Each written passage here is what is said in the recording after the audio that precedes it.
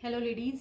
Breast pain कितना common symptom है आप सभी जानते होंगे। आपने अपनी लाइफ के किसी न किसी फेज़ में इसको डेफिनेटली एक्सपीरियंस भी किया होगा। और हमारे लिए ये और भी ज़्यादा टेंशन का कारण इसलिए हो जाता है क्योंकि हमें लगता है कि हमारा ये ब्रेस्ट पेन कहीं ब्रेस्ट कैंसर की वजह से तो नहीं। So hello and welcome back to Homelia family friends, myself doctor Isha. और मैं आज आपको इसी के बारे में पूरी डिटेल जानकारी दूंगी कि आपके ब्रेस्ट पेन के क्या क्या कारण हो सकते हैं। अगर आप एक नॉर्मल लेडी हैं तब, अगर आप अपने प्रेगनेंसी की ड्यूरेशन से गुजर रही हैं तो उस वक्त आपके ब्रेस्ट में पेन की क्या कारण हो सकते हैं। अगर आप एक लैक्टेटिंग मदर हैं यानी आप अपने बच्चे को फीड कर रही हैं तो उस ड्यूरेशन में आपके ब्रेस्ट पेन के क्या कारण हो सकते हैं, और इससे कुछ बहुत ही इफेक्टिव होम्योपैथिक मेडिसिन के बारे में। तो अगर आप हमारे चैनल पर नए हैं तो प्लीज़ चैनल को सब्सक्राइब कर लें क्योंकि हम यहाँ बात करते रहते हैं आपकी सेहत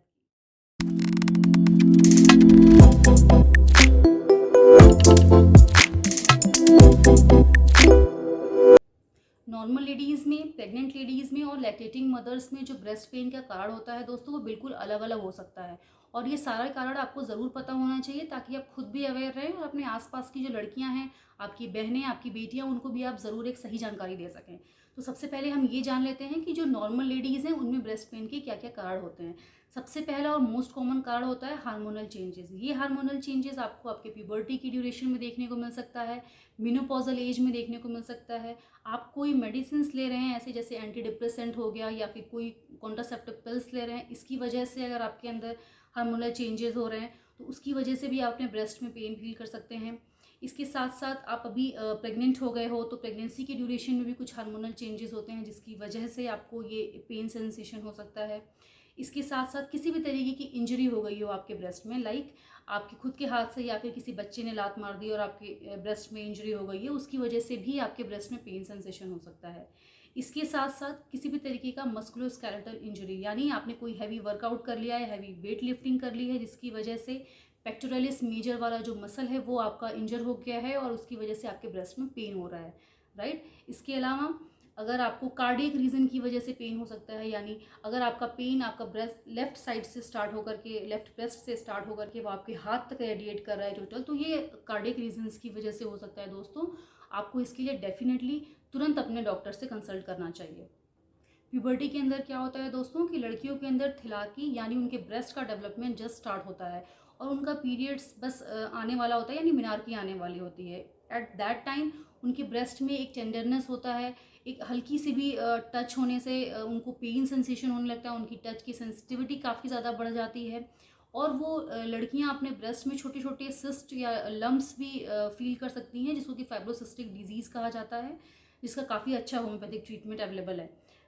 या फिर इसके अलावा जो आपकी मंथली साइकिल चल रही होती है उस समय आपके पीरियड्स आने से कुछ दिन पहले आप अपने ब्रेस्ट में टेंडरनेस फील कर सकते हैं, एक पेन फील कर सकती हैं आप, क्योंकि उस वक्त भी आपकी बॉडी में काफ़ी सारे हार्मोनल चेंजेस हो रहे होते हैं दोस्तों।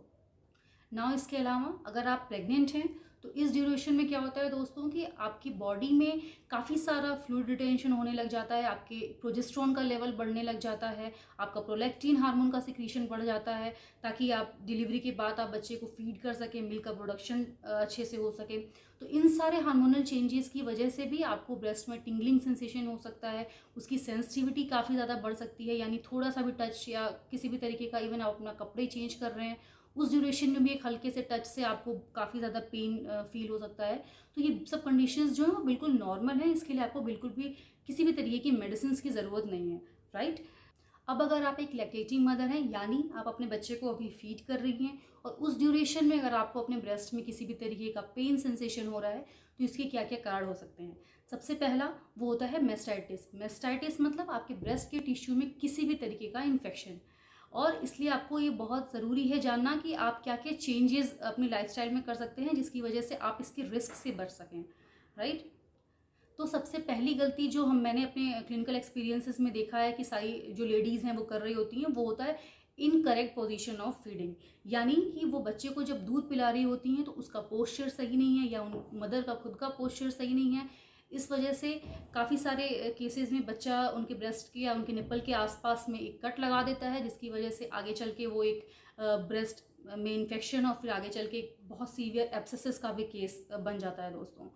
आप जब भी अपने बच्चे को फीड करा रहे हैं तो उसको किस पोजीशन में कराना चाहिए, एक राइट पोजीशन क्या है, आपका पोस्चर क्या है, बच्चे को किस तरीके से रखना है, ये सारी चीज़ें। तो सबसे पहले तो आपको ये कोशिश करनी चाहिए कि आप हमेशा बच्चे को फीड जब भी कराएं तो आप बैठ के सिटिंग पोजीशन में कराएं।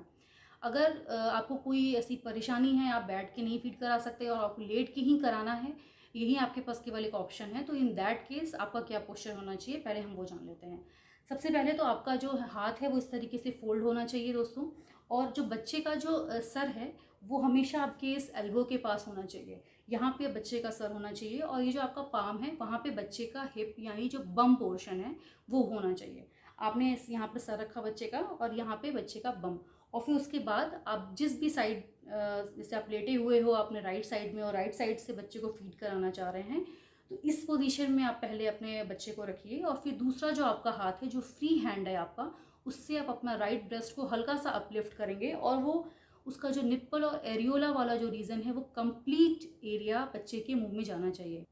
क्योंकि दोस्तों ये बहुत बड़ा मिथ है कि अगर सिर्फ निप्पल भी बच्चे के मुंह में है तो वो प्रॉपरली फीड कर रहा है, बट ऐसा बिल्कुल नहीं है। वो एरियोला यानी वो जो डार्क ब्लैक वाला जो एरिया होता है वो भी बच्चे के मुंह में पूरा कंप्लीटली जाना चाहिए। अदरवाइज क्या होता है कि बच्चा प्रॉपरली सक नहीं कर पाता, और उस कोशिश में वो अक्सर निप्पल को कट लगा देता है, और इस कट की वजह से आगे चल के इन्फेक्शन और उससे भी ज़्यादा बड़ी कॉम्प्लिकेशंस यानी एब्सेसिस जैसे कंडीशन डेवलप हो जाते हैं। तो दोस्तों ड्यूरिंग योर फीडिंग यानी जब आप अपने बच्चे को फीड कर रही हैं, दूध पिला रही हैं, उस वक्त एक प्रॉपर लैचिंग पोजीशन बहुत ज़्यादा ज़रूरी है मेंटेन करके रखना, राइट। इसके अलावा अगर आप सिटिंग पोजीशन में बच्चे को फीड करा रही हैं तो उस वक्त भी आपको बच्चे का पोजीशन बिल्कुल सेम वैसे ही रखना है, बट उसके साथ साथ आप जब भी फीड कराएं तो थोड़ा सा हल्का आगे झुक करके, और फिर दूसरे हैंड से बच्चे की अपने एरियोला और निप्पल को ऐसे सीजर पोजीशन में लें, और फिर उसको बच्चे के सीधे मुंह में डालें। उस कंडीशन में भी निप्पल और एरियोला दोनों कंप्लीटली बच्चे के मुंह में होना चाहिए, अदरवाइज फिर वही कंडीशन डेवलप होती है दोस्तों कि बच्चा प्रॉपरली सक नहीं कर पाता, और उस एफर्ट में वो आगे निप्पल्स को कट लगा देता है। इसके अलावा ये जो लैचिंग पोजीशन या ये प्रॉपर जो पोस्चर है, इसके और भी कई फ़ायदे हैं, जैसे कि इससे माँ और बच्चे में बॉन्डिंग काफ़ी स्ट्रांग होती है। इसके साथ साथ माँ में ऑक्सीटोसिन और बाकी सारे हार्मोन्स का प्रोडक्शन काफ़ी बेहतर होता है, जिससे मिल्क का प्रोडक्शन काफ़ी बेहतर होता है। तो एक प्रॉपर पोस्चर कितना इंपॉर्टेंट है आपको इस बात को समझना चाहिए, और अपने आसपास में अगर कोई भी प्रेग्नेंट लेडीज़ है तो उनको आप ये ज़रूर बताएं अगर वो ऐसी मिस्टेक्स कर रही हैं तो। नेक्स्ट जो आपको करना है दोस्तों, कि अगर आपका बच्चा बहुत थोड़े थोड़े अमाउंट में मिल्क ले रहा है, आपका ब्रेस्ट जो है पूरी तरीके से खाली नहीं हो पा रहा है, तो आपको खुद से रेगुलर टाइम पे कुछ कुछ ड्यूरेशन में अपने ब्रेस्ट को खाली करना बहुत ज़रूरी है। अदरवाइज़ क्या होता है कि वो जो मिल्क है वो कलेक्ट होने लगेगा आपके ब्रेस्ट में, और एक स्टोनी हार्डनेस क्रिएट हो जाएगा आपके ब्रेस्ट पे, और वो आगे चल के इन्फेक्शन क्रिएट करेगा, एब्सेसिस जैसे कंडीशंस भी डेवलप कर सकता है दोस्तों, और जिसकी वजह से आपको सीवियर पेन हो सकता है। इसके अलावा जो दूसरा कारण है दोस्तों लैक्टेटिंग मदर्स में ब्रेस्ट पेन का, वो होता है ब्रेस्ट पम्प।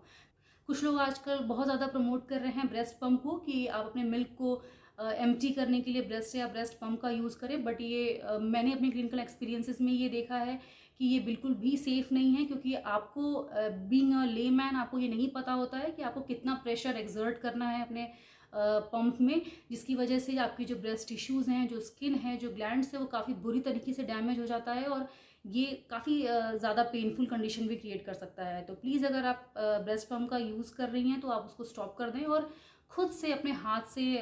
उसको अपने ब्रेस्ट को खाली करने की कोशिश करें।